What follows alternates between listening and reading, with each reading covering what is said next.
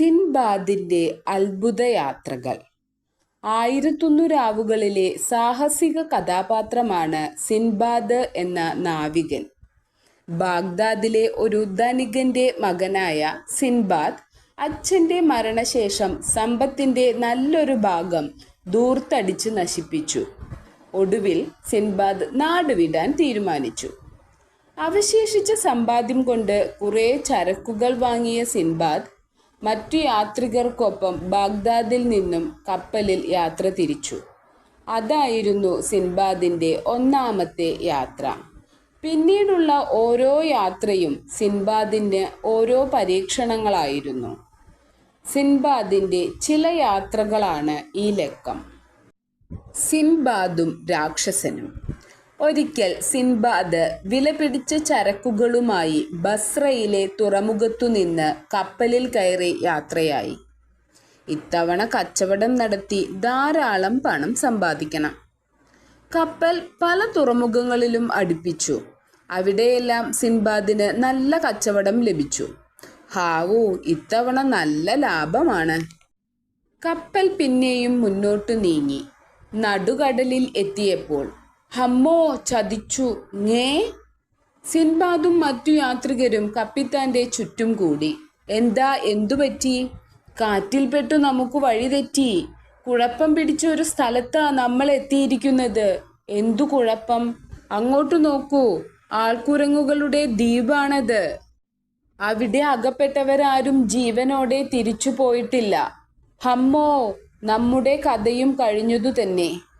പറഞ്ഞു തീർന്നില്ല അതിനു മുൻപേ ആയിരക്കണക്കിനു ആൾക്കുരങ്ങുകൾ. അവ കപ്പലിലെ ഓരോ സാധനങ്ങൾ ഓരോന്നായി തട്ടിയെടുത്തു. ഹമ്മോ! നങ്കൂരമിട്ട കയർ കുരങ്ങന്മാർ കടിച്ചു മുറിച്ചു. യാത്രക്കാരെ മുഴുവൻ എടുത്ത് കരയിലിട്ടു. അയ്യോ, കൊല്ലരുതേ! ആ നാശങ്ങൾ നമ്മുടെ കപ്പൽ കൊണ്ടുപോകുകയാണ്. രക്ഷിക്കണേ! ഇനി എന്തു ചെയ്യും? ഞാൻ നോക്കിയിട്ട് ഒരു വഴിയും കാണുന്നില്ല. ഹോ, വിശന്നിട്ടു വയ്യ. മുമ്പോട്ട് നടക്കാം, എന്തെങ്കിലും തിന്നുവാൻ കിട്ടാതിരിക്കില്ല. അതു ശരിയാ. ഇവിടെ നോക്കി നിന്നിട്ട് ഒരു കാര്യവുമില്ല. മുമ്പോട്ടു നീങ്ങിയ സിൻബാദും കൂട്ടരും ഒരു പുഴയും കുറെ ഫലവൃക്ഷങ്ങളും കണ്ടു. ഹോ, ഭാഗ്യം! പിന്നീട്, അല്ല, അതൊരു കൊട്ടാരമല്ലേ? അവിടെ ആൾതാമസമില്ലെന്നു തോന്നുന്നു. അവർ ആ കൊട്ടാരത്തിലേക്ക് ചെന്നു. ഹമ്മോ, ഇതേതോ ഭൂതത്തിന്റെ താവളമാണ്. നമുക്കിവിടുന്ന് വേഗം സ്ഥലം വിട്ടാലോ? വല്ലാത്ത ദുർഗന്ധം. ഇവിടുന്ന് പോയാൽ ഇതിലും കുഴപ്പം പിടിച്ച സ്ഥലത്താവും നമ്മൾ ചെന്നു ചാടുന്നത്. അവർ അവിടെ കിടന്ന് ഉറങ്ങിപ്പോയി.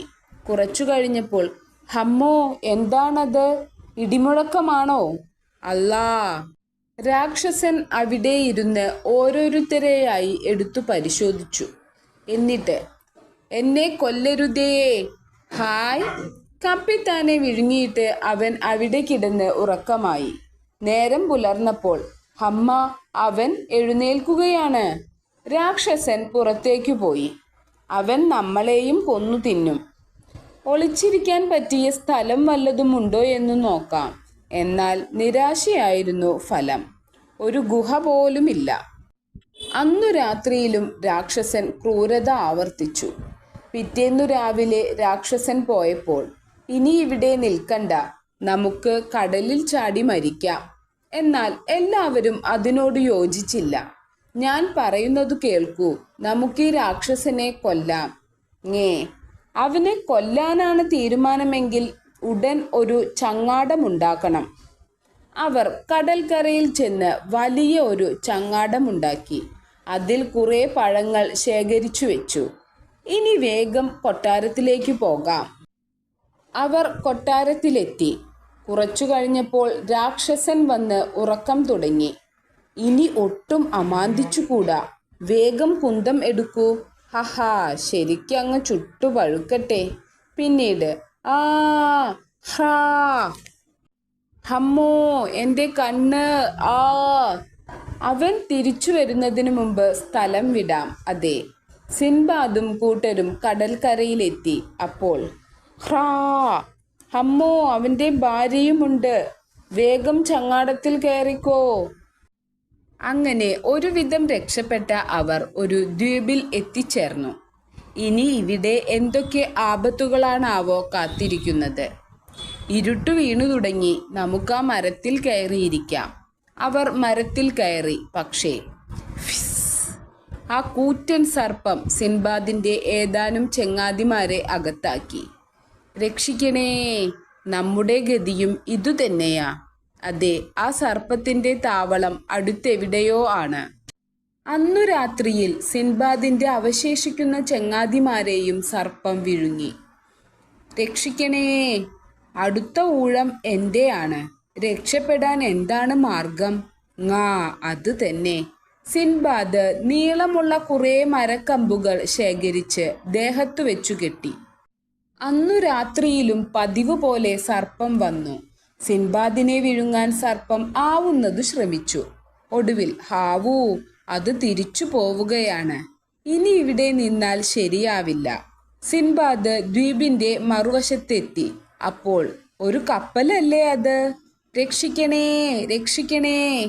സിൻബാദിന്റെ നിലവിളി കേട്ട് കപ്പിത്താൻ കപ്പൽ കരയ്ക്കടുപ്പിച്ചു. ചങ്ങാതി, എന്താ നിലവിളിച്ചത്? സിൻബാദ് എല്ലാ വിവരവും പറഞ്ഞു. അപ്പോൾ വിഷമിക്കണ്ട, ഞങ്ങളോടൊപ്പം വന്നോളൂ. വളരെ നന്ദി. ദിവസങ്ങൾക്കു ശേഷം കപ്പൽ ബാഗ്ദാദിന്റെ തീരത്തടുത്തു. ചങ്ങാതി, കുറെ കാലം മുമ്പ് ഈ കപ്പൽ കുറെ ആൾക്കുരങ്ങുകൾ ആക്രമിച്ചു. അന്ന് ഞങ്ങളുടെയൊപ്പമുണ്ടായിരുന്ന ഏതാനും പേർ ഒരു ദ്വീപിൽ പെട്ടുപോയി. അക്കൂട്ടത്തിൽ സിൻബാദ് എന്നൊരാളുണ്ടായിരുന്നു. അയാളുടെ സമ്പാദ്യമാണിതെല്ലാം. ദയവായി ഇതെല്ലാം അയാളുടെ വീട്ടിലെത്തിക്കാമോ? ചങ്ങാതി, സൂക്ഷിച്ചു നോക്കൂ, ആ സിൻബാദ് ഞാൻ തന്നെയാണ്. കപ്പലിലുള്ളവർക്കെല്ലാം സന്തോഷമായി. കപ്പലിൽ സൂക്ഷിച്ചിരുന്ന സിൻബാദിന്റെ സാധനങ്ങളെല്ലാം തിരികെ നൽകി അവർ അയാളെ യാത്രയാക്കി. സിൻബാദും കടൽ കിഴവനും. ഒരിക്കൽ സിൻബാദ് വിലപിടിച്ച കുറേ സാധനങ്ങളുമായി കപ്പലിൽ യാത്രയായി. നമ്മുടെ സാധനങ്ങൾക്ക് ഇഷ്ടം പോലെ ആവശ്യക്കാരുണ്ടാവും. അവർ എല്ലാ തുറമുഖങ്ങളിലും കപ്പലടുപ്പിച്ച് കച്ചവടം നടത്തി. നോക്കൂ, അതൊരു ദ്വീപാണല്ലോ. അതെ, നമുക്ക് അങ്ങോട്ട് പോകാം. അവർ ആ ദ്വീപിന് സമീപം നങ്കൂരമിട്ടു. ഇവിടെ കുറച്ചുനേരം വിശ്രമിക്കാം. ഇവിടെ ജനവാസമില്ലെന്നു തോന്നുന്നു. നമുക്ക് ഇവിടമൊക്കെയൊന്ന് ചുറ്റി നടന്നു കാണാം. മുൻപോട്ടു നടന്ന സിൻബാദിന്റെ ചങ്ങാതിമാർ ഒരു വലിയ ഗോളം കണ്ടു. ഹല്ല, ഇതെന്താ? നല്ല ഭംഗി. ഡിൻ, അത്ഭുതം, ഇതിനകത്ത് ഒരു പക്ഷിക്കുഞ്ഞുണ്ടല്ലോ. സിൻബാദിന്റെ ചങ്ങാതിമാർ ആ പക്ഷിക്കുഞ്ഞിനെ പൊരിച്ചു തിന്നു. ഹയ്യടാ, നല്ല രുചി. അതെ, പിന്നീട് ഈ വിവരം സിൻബാദ് അറിഞ്ഞപ്പോൾ, നിങ്ങൾ എന്താണീ കാണിച്ചത്? ആ പക്ഷിക്കുഞ്ഞിന്റെ മാതാപിതാക്കൾ വന്നാൽ നമ്മുടെ കഥ കഴിക്കും. എത്രയും വേഗം നമുക്കിവിടുന്ന് രക്ഷപ്പെടണം. സിൻബാദും കൂട്ടരും കപ്പലിൽ കയറി മുന്നോട്ടു നീങ്ങി. അപ്പോഴേക്കും സൂര്യൻ മറഞ്ഞല്ലോ. ചതിച്ചു, ആനറാഞ്ചി പക്ഷികൾ വരുന്നതാണ്. കപ്പലിനേക്കാൾ വലിപ്പമുള്ള കല്ലുകൾ കാലിൽ കോർത്തു പിടിച്ചുകൊണ്ട് 2 ആനറാഞ്ചി പക്ഷികൾ. Crack crack. അമ്മോ, അവ കപ്പലിനു നേർക്കാണ് പറന്നു വരുന്നത്. ഇനി എന്തു ചെയ്യും? പറഞ്ഞു നിർത്തിയില്ല. അതിനു മുൻപേ ഒരു പക്ഷി കൂറ്റൻ കല്ല് താഴേക്കിട്ടു. ഹാവൂ, കപ്പൽ വെട്ടിച്ചു മാറ്റിയതുകൊണ്ട് രക്ഷപ്പെട്ടു. ബ്ലും. എന്നാൽ അടുത്ത കല്ല് ലക്ഷ്യം തെറ്റിയില്ല. ദിം. രക്ഷിക്കണേ. സിൻബാദിന്റെ ചങ്ങാതിമാരെല്ലാം തിരമാലകളിൽ ആണ്ടുപോയി. എന്നാൽ ഹാവൂ, ഈ തടി കഷ്ണത്തിൽ പിടുത്തം കിട്ടിയത് ഭാഗ്യം. കാറ്റിലും തിരയിലും പെട്ട് സിൻബാദ് എങ്ങോട്ടെന്നില്ലാതെ നീങ്ങി. ഒടുവിൽ അള്ളാഹുവിൻ്റെ കൃപ കൊണ്ട് ഞാൻ കരപറ്റി. എന്തൊരു ക്ഷീണം! വിശപ്പാണെങ്കിൽ സഹിക്കാൻ വയ്യ. ഇവിടെ എന്തെങ്കിലും കായ്കനികൾ തിന്നാൻ കിട്ടുമോ എന്ന് നോക്കാം. ഹായ്. അങ്ങനെ മുന്നോട്ടു നീങ്ങിയപ്പോൾ, ഹോ, ഇനി ഇവിടെ എന്തൊക്കെ ആപത്തുകളാണാവോ ഒളിച്ചിരിക്കുന്നത്. അതാരാ ആ പുഴക്കരയിലിരിക്കുന്നത്? സിൻബാദ് പുഴക്കരയിലേക്കു ചെന്നു. അല്ല, ഒരു വൃദ്ധനാണല്ലോ. എന്നെ പോലെ കപ്പലപകടത്തിൽപ്പെട്ട് ഇവിടെ എത്തിയതാവും. അങ്ങ് ആരാണ്? എങ്ങനെയാണ് ഇവിടെ എത്തിയത്? സിൻബാദ് ചോദ്യം ആവർത്തിച്ചു. അയാൾ ഒന്നും പറയുന്നില്ലല്ലോ. അപ്പോൾ കിഴവൻ എന്തോ ആംഗ്യം കാണിച്ചു. "ങ്ങേ ങ്ങാ പിടികിട്ടി. തോളിലേറ്റി അയാളെ അക്കരെ എത്തിക്കാമോ എന്നാണ് ചോദിക്കുന്നത്. വരൂ, എൻ്റെ ചുമലിൽ കയറിക്കൊള്ളൂ, ഞാൻ സഹായിക്കാം." അങ്ങനെ മറുകരയിലേക്ക് പോകാനാണ് അയാൾ പറയുന്നത്. "ങ്ങാ ഇനി പതുക്കെ ഇറങ്ങിക്കോളൂ." "അയ്യയ്യോ, എന്താ ഇറങ്ങാത്തത്? എൻ്റെ കഴുത്തു വേദനിക്കുന്നു." അതു കേട്ട് കിഴവൻ കാലുകൾ ഒന്നുകൂടി വരിഞ്ഞു മുറുക്കി. "ആഹ്, ഹമ്മോ!" സിൻബാദ് മോഹാലസ്യപ്പെട്ട് നിലം പതിച്ചു.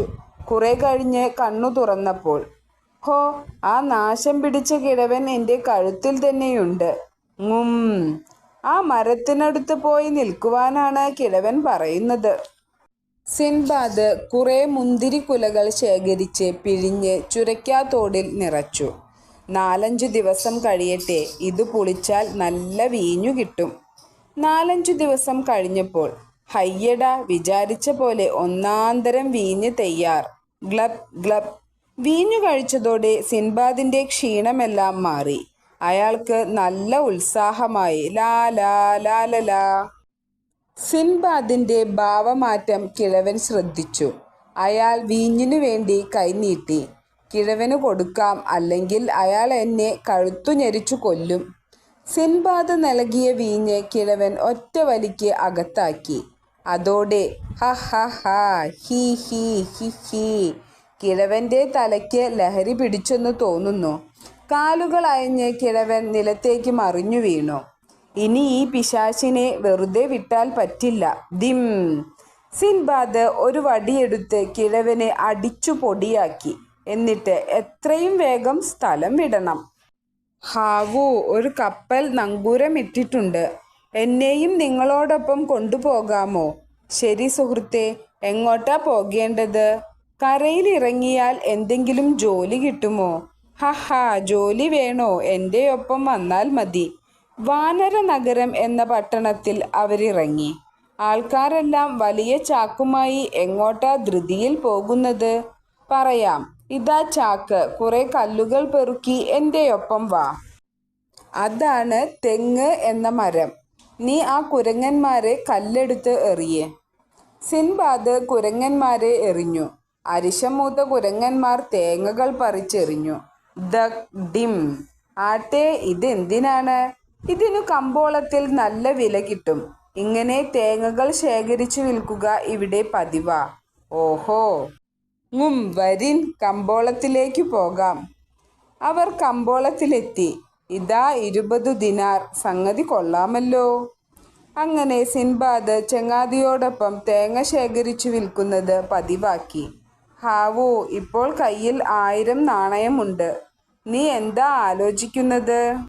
"നാട്ടിൽ എൻ്റെ ഭാര്യയും മക്കളും കാത്തിരിപ്പുണ്ട്. നിന്നെ കാണാതെ അവർ സങ്കടപ്പെട്ടിരിക്കയാവും. നാളെ തന്നെ നീ നാട്ടിലേക്ക് മടങ്ങിക്കൊള്ളൂ." അടുത്ത ദിവസം തന്നെ ചങ്ങാതി സിൻബാദിനെ ഒരു കപ്പലിൽ കയറ്റി യാത്രയാക്കി. അല്ലാഹു അനുഗ്രഹിച്ചാൽ നമുക്ക് വീണ്ടും കാണാം. അങ്ങനെ കൈ നിറയെ പണവുമായി സിൻബാദ് ഒടുവിൽ വീട്ടിലെത്തി. പിന്നീടുള്ള കാലം ഭാര്യയോടും മക്കളോടുമൊപ്പം അയാൾ സുഖമായി ജീവിച്ചു.